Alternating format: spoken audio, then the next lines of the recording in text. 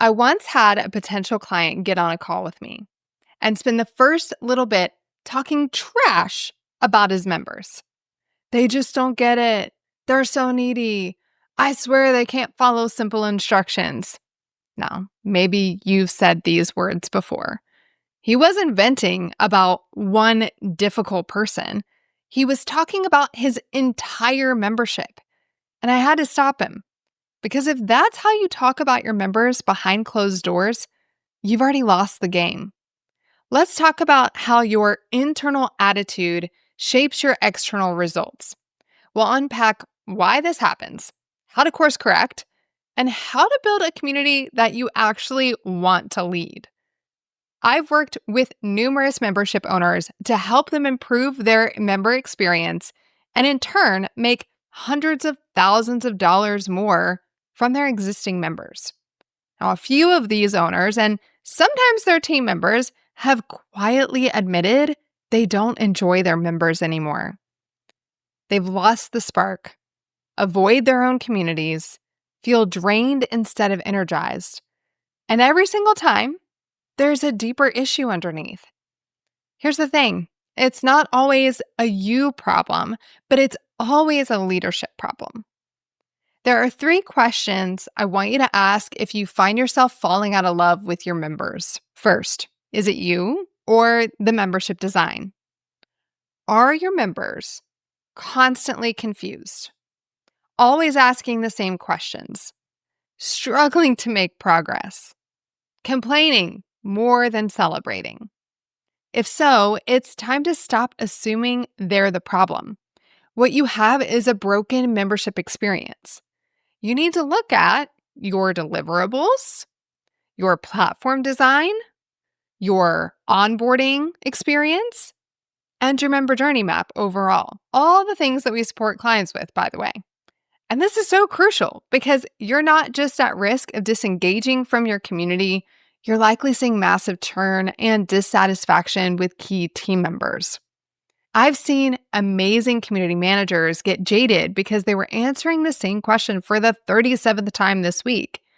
That's not a member problem. That's a team problem. That's a system problem. If your team is annoyed, your support tickets are backed up, and no one wants to hang out in your community, it's time to audit the experience. Now, the next question I want you to ask is, am I attracting the right people? Sometimes your delivery is solid, but the people coming in, they're just not aligned. You may be great at converting people, but you aren't being clear enough to attract the people you do want and repel the people you don't. And then there's the growth scenario. At one point, this community felt aligned for you, but you've grown and so has who you want to serve. That happens. We grow. Our energy changes. We get more experienced. Our ideal member evolves. So ask yourself, do my current sales messages still reflect who I want to serve? Do I want to serve beginners or more advanced clients now? Am I ready to create a mastermind or coaching program or other higher touch container? You don't have to burn it to the ground. You may just need to reposition, retarget, or restructure your offer so that it lights you back up. So if the problem isn't your program experience, it may be who you are attracting. And then the final question, have I clearly defined my culture? You might have the right people and strong systems, but still feel like something's off. And that's usually a culture issue. And here's the thing, culture doesn't just happen. It's intentionally designed and nurtured. If you haven't clearly defined what you believe, how people should behave because of those beliefs, and what's okay and what's not, then your community will fill in the blanks for you. And that's when things start to drift. This is why I teach beliefs, behaviors, and boundaries inside the culture aspect of the community cultivated framework.